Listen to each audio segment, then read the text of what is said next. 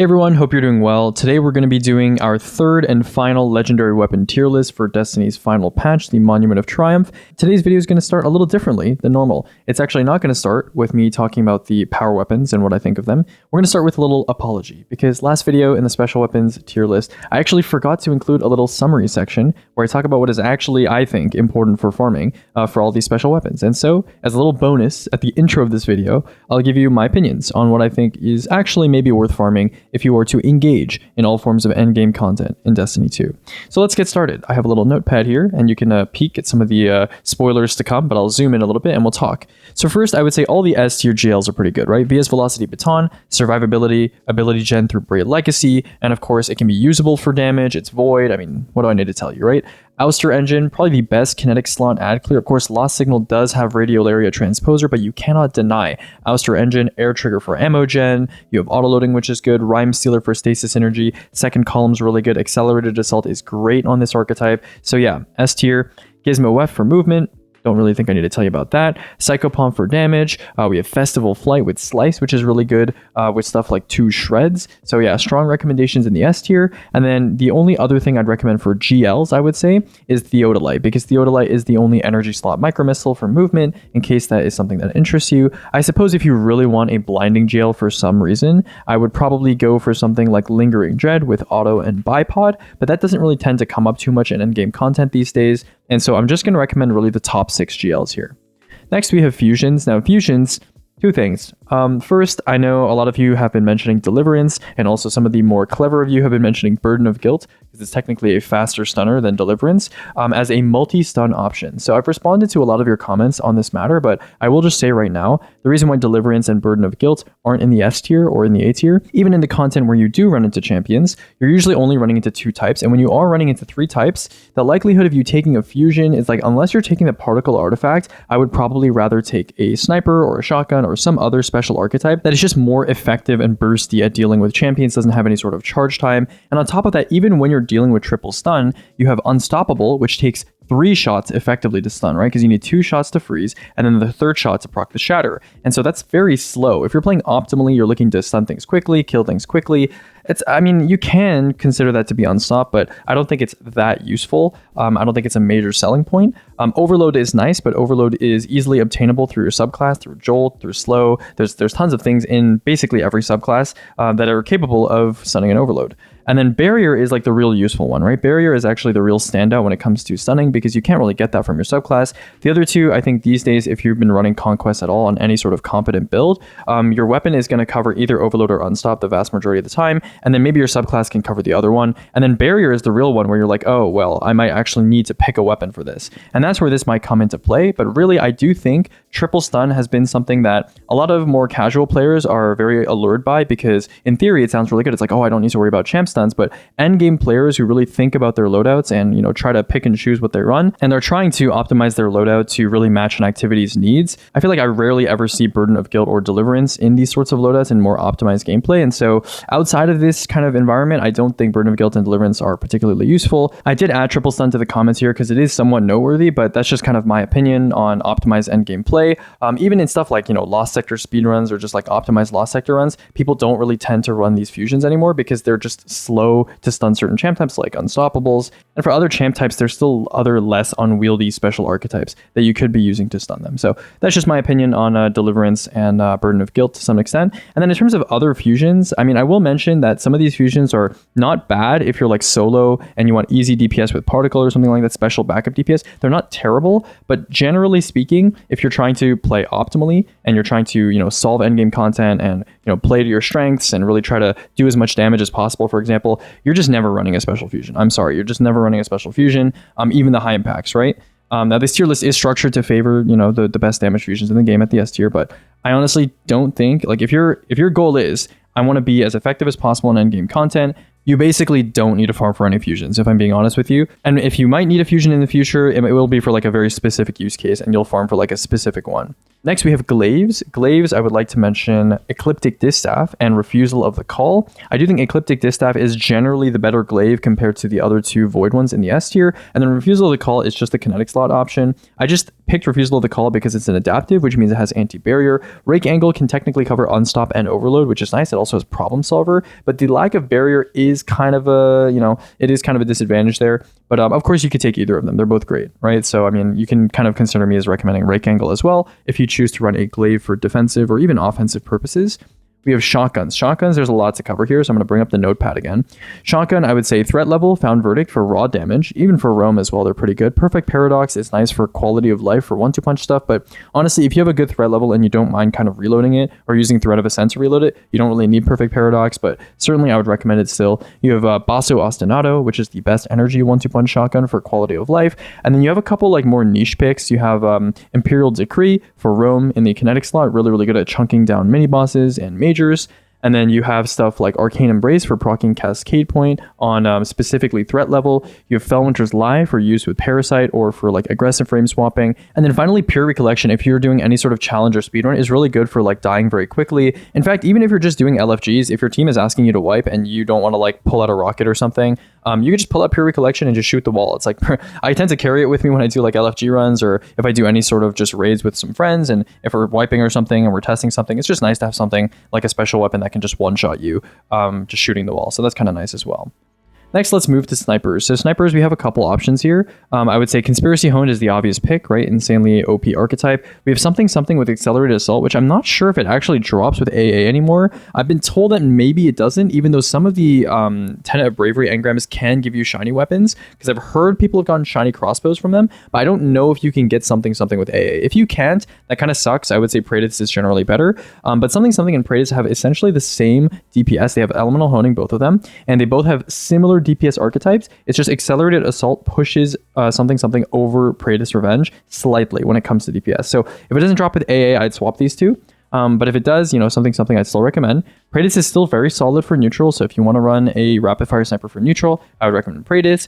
Helmsman is great for neutral as well, another recommendation from me. And then I think I recommend one more sniper here, and that's going to be Father's Sins, because it has Shoot Salute and Withering Gaze, which I could see potentially being useful in endgame content if you want specifically a sniper. That being said, of course, Shoot Salute Withering Gaze is, well, I say it's technically available on Lotus Eater. So if you have a Lotus Eater, I don't see much reason to run Father's Sins unless you want to use Psycho Hack or something like that. But for the most part, yeah, that's pretty much it.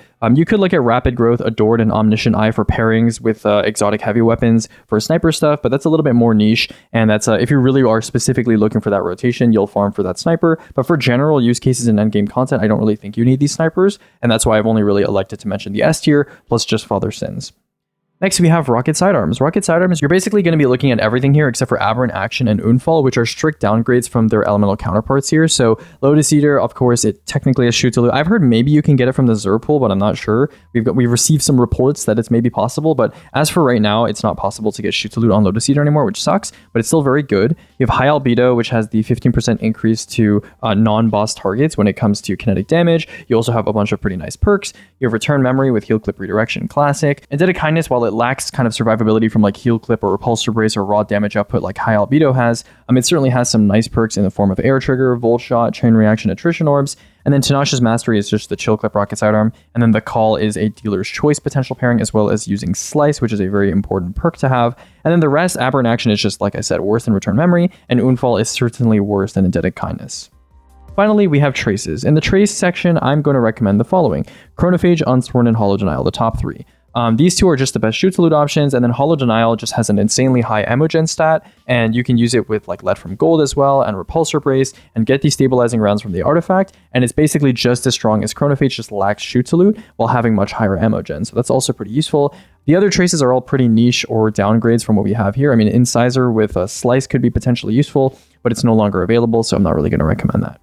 And so that's pretty much it for specials. I hope you guys appreciated that. I didn't really, I think mentally I didn't really feel like I needed to make a summary because specials were a lot more straightforward in terms of like what I recommend. It's basically what I'm talking about during the video, but if the summary helps you, there it is. And let's go ahead and move on to heavy weapons. So heavy weapons are a little more simple than specials because there are less heavy weapon families to begin with, and there's just less recommendations to make. So let's just get right into it. So first we have heavy GLs. Heavy GLs are largely irrelevant. I'm sorry, they are largely irrelevant. If you're going to farm for them though, I would farm for the following four. Edge Transit technically is the best, highest legendary heavy burst in the game with sticky grenades, cascade, and explosive light. I do believe the current version can't get sticky grenades anymore if I'm not mistaken, which kind of sucks.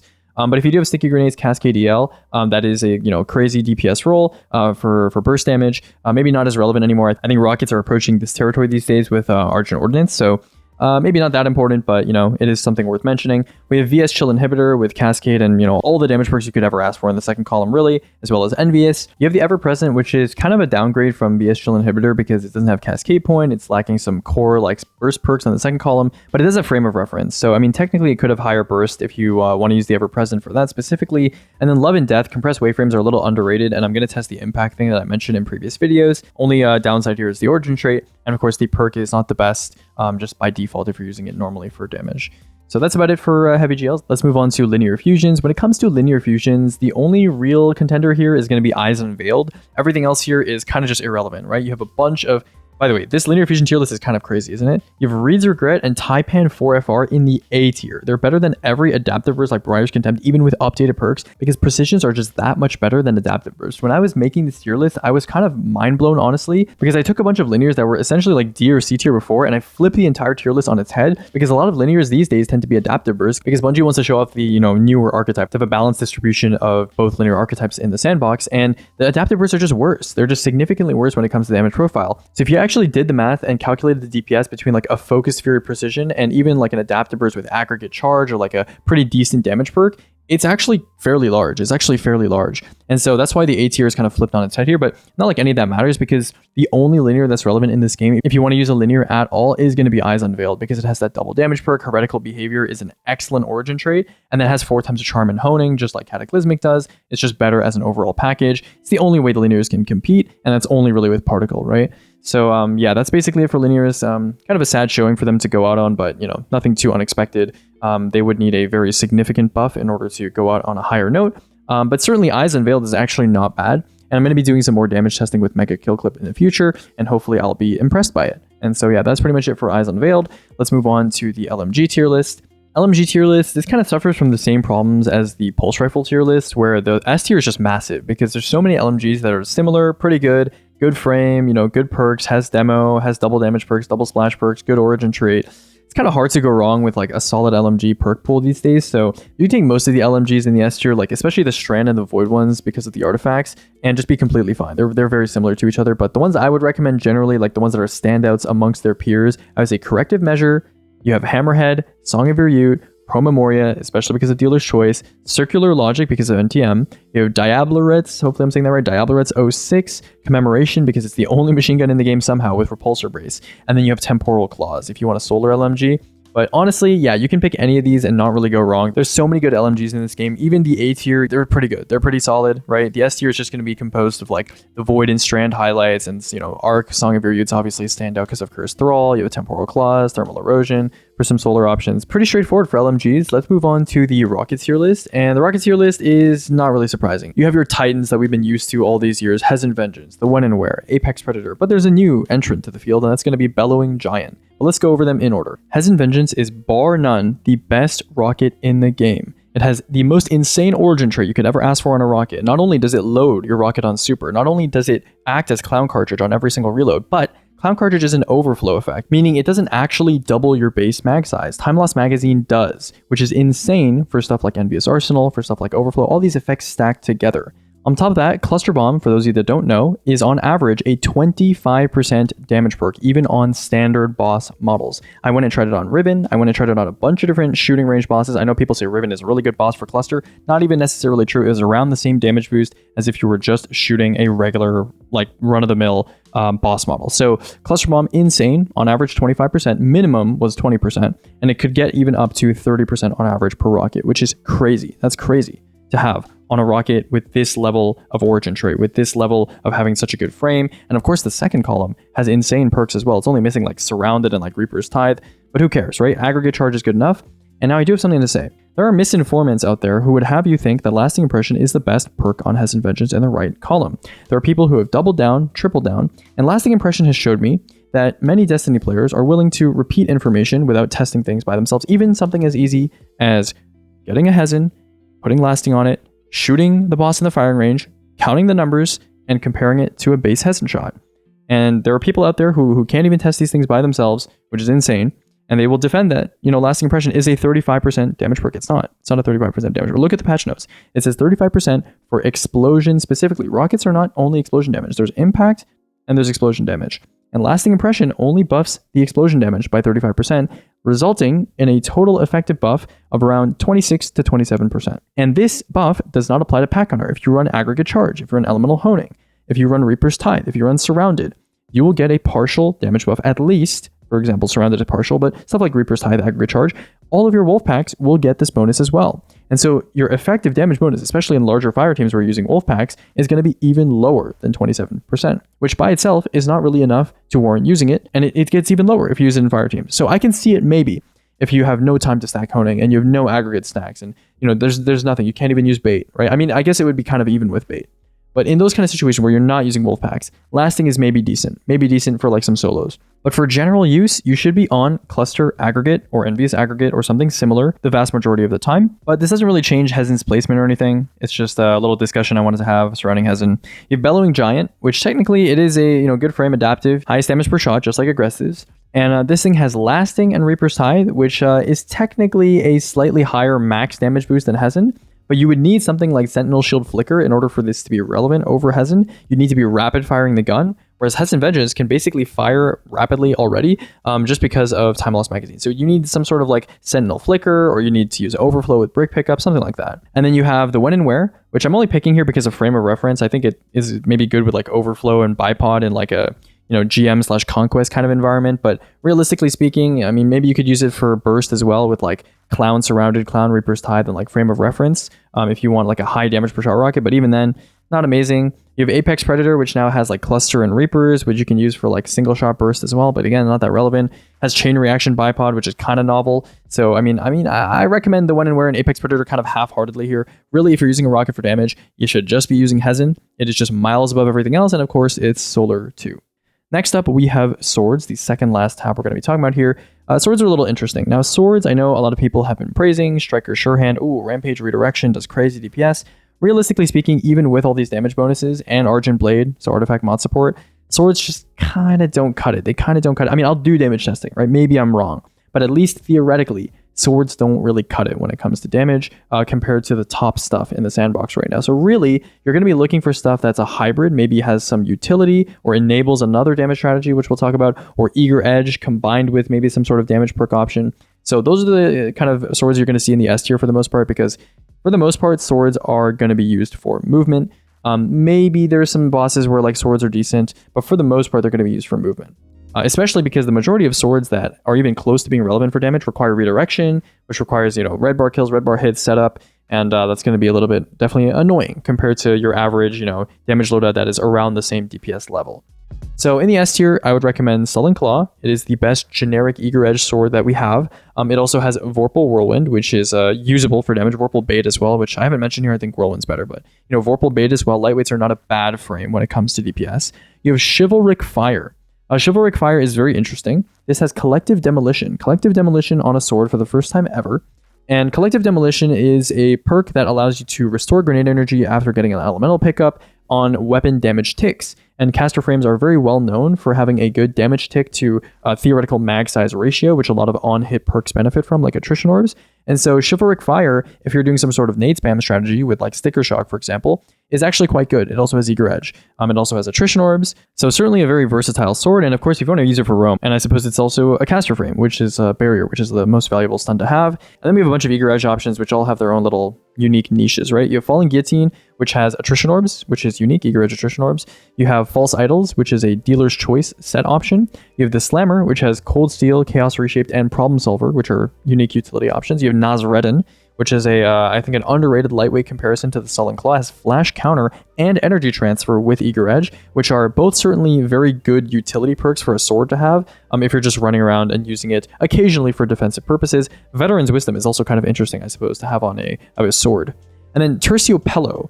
This one has lowered impact compared to the other lightweights in this tier, and the perks that it gets are a little less special compared to the other options in this same tier here, which is why I haven't bolded it. I don't think there's any real reason to farm this specifically compared to like Nosredin or Sullen Claw or like a Vortex Eager Sword. So you can. I know some people are farming it for aesthetic reasons because it looks cool. But in terms of just raw objective endgame prowess, there's not really a reason to go for specifically Terciopello. And then for damage, you're really just looking at Bequest and Striker's Sure Hand. Bequest, because it has an insane frame. Redirection obviously is going to proc less times. You're going to have less usage out of your stacks because of the frame. But Striker's Sure Hand, of course, has that benefit from aggressive frames only having 1 tick on their slam.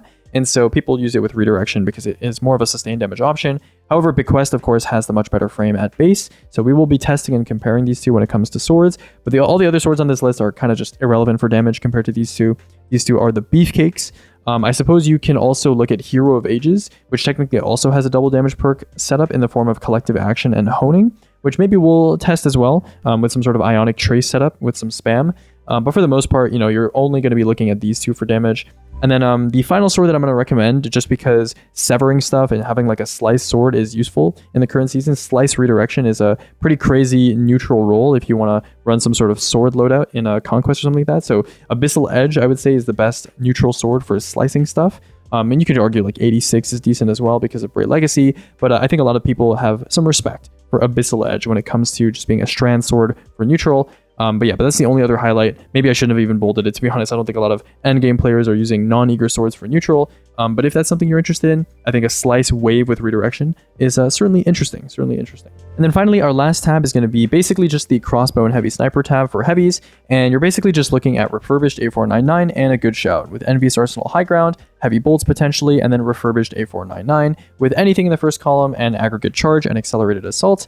These two are obviously best in slot for their specific use cases. I mean, they are the kind of the only options to really look at. I mean, I guess a good shout has like 2 alternatives, but those are significantly worse because they don't have Envious Arsenal or accelerated assault. So that's pretty much it for these heavy weapons. Now let's go over my brief recommendations. Heavy GLs, if you're an endgame player, I'm not going to lie to you, you don't need them. You don't need them for most endgame content unless you're looking into some crazy niche solo stuff. But for the most part, I would say heavy GLs, not really a reason to farm them. Linears, I could see it maybe easy solo damage. You can use Eyes Unveiled. It is pretty decent for sure. And it's definitely serviceable damage. But in terms of like raw damage profile for optimized endgame content, it's kind of debatable whether you need it or not. So Eyes Unveiled is not bad for sure. And if you had to pick a linear, you'd definitely pick this one. But in terms of like a generic recommendation, I'm kind of on the fence, right? LMGs, I guess it's nice to have like 1 or 2 LMGs in your vault that you can rely on from time to time.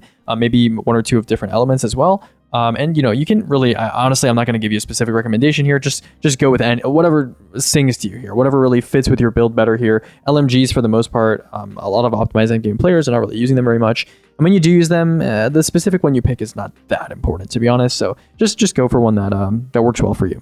Okay. And then next we have Rockets. Rockets, it's just Hezen. Just get Hezen. Get Cluster in the first column. Overflow is good. Envious Arsenal is good. Autoloading's level niche. You can get a separate roll for that. Get a bipod swap, right? Bipod swap can be helpful. Aggregate's very helpful. The other stuff, not super useful. I mean, you can look for a lasting roll if you're looking to do some sort of challenge content. But for the most part, it's just going to be aggregate bipod. Maybe bait occasionally. But yeah, that's pretty much the only rocket you need. And then when it comes to swords, just get a lightweight sword and get a vortex sword, right? You want 2 swords for skating, lightweight and vortex. Sullen Claw, very easy to farm with focusing in the dungeon. And then you have Falling Guillotine, which is fine. You also have Slammer, which is fine. False Idols, which is fine. False Idols is literally craftable, so no excuse for not having that one. And then if you want a damage sword, I mean, I don't think it's really relevant for endgame content, but we'll do more testing in the future. Maybe if I'm very impressed, I'll mention one of these as being useful, but I've seen the data, I've seen the footage. I don't think it's really endgame competitive, but certainly cool for sure.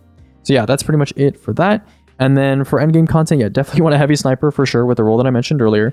And then finally, the last thing, I would say a good shout is not super necessary. With Leviathan's Breath being as good as it is, you kind of don't need a good shout. I mean, you can farm for it if you want. I don't think it's essential to have. There's certainly a lot of stuff that competes with it these days, so you don't really need to farm the Tenet for it, but if you want to, you can. That's it. That's pretty much it for legendary weapons. I've been doing a lot of Shurichi Catalysts recently in prep for my exotic weapon testing, and soon we will have that exotic weapon tier list out, hopefully in the next couple days, and then we'll have the shopping list ready for you guys after that, so I'm very excited for that.